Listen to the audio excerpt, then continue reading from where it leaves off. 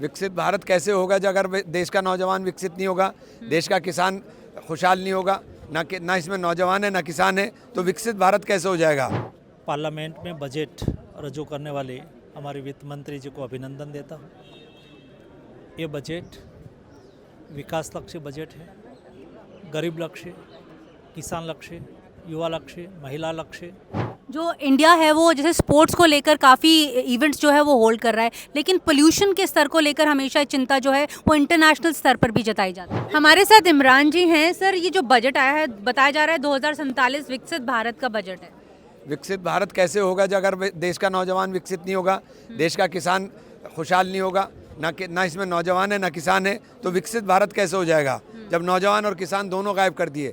जो अमेरिका के टैरिफ की मार झेल रहे थे सेक्टर, उन सेक्टर के ऊपर आपने जिक्र तक नहीं किया, तो आप कैसे विकसित की बात कर सकते हैं। लेकिन उत्तर प्रदेश के लिए कह रहे हैं बनारस में जो हाईवे ले जा रही हैं निर्मला जी, उसके बारे में बनारस में क्या ले जा रहा है। एक हाई स्पीड ट्रेन की बात की है, हस्तिनापुर के डेवलपमेंट की बात की है, तो उत्तर प्रदेश हस्तिनापुर और बनारस में नहीं बसता, उत्तर प्रदेश सुदूर इलाकों के अंदर बसता है। उत्तर प्रदेश का रहने वाला किसान जो है वो परेशान है। उत्तर प्रदेश के अंदर बेसिक इंफ्रास्ट्रक्चर की जहाँ गांव के अंदर ज़रूरत है, उसके ऊपर आपने चर्चा तक नहीं करे। गरीबों का बजट है कि अमीरों का?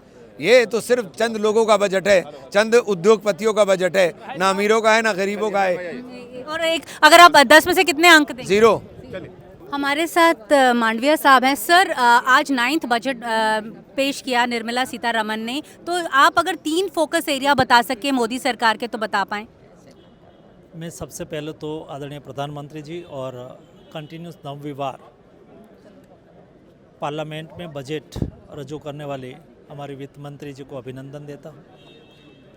ये बजट विकास लक्ष्य बजट है, गरीब लक्ष्य, किसान लक्ष्य, युवा लक्ष्य, महिला लक्ष्य और हमारे ट्राइबल और तटीय विस्तार में रहने वाले लोगों का भविष्य सुनिश्चित करने वाला बजट आने वाले दिनों में देश की इकोनॉमी को और बूस्ट करेगा और देश के सामान्य लोगों का जीवन में बदलाव लाएगा। जो इंडिया है वो जैसे स्पोर्ट्स को लेकर काफ़ी इवेंट्स जो है वो होल्ड कर रहा है, लेकिन पोल्यूशन के स्तर को लेकर हमेशा चिंता जो है वो इंटरनेशनल स्तर पर भी जताई जाती है।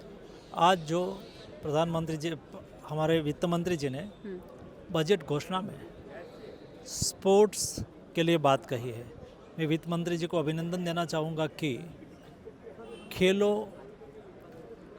इंडिया मिशन के द्वारा आने वाले दिनों में देश में एक डेकेड्स को ध्यान में रखते हुए जो घोषणाएं करी है, जिसमें sports infrastructure, sports good manufacturing, sports league culture को डेवलप करना, स्पोर्ट्स में टैलेंट को आइडेंटिफाई करना, स्पोर्ट्स सेक्टर में AI artificial intelligence, digital technology और स्पोर्ट्स साइंस को का इस्तेमाल करके हम आने वाले दिनों में देश को एक अग्रणी स्पोर्टिंग नेशन में खड़ा करने की दिशा में जो बात कही है, मैं उसकी सराहना करता हूँ।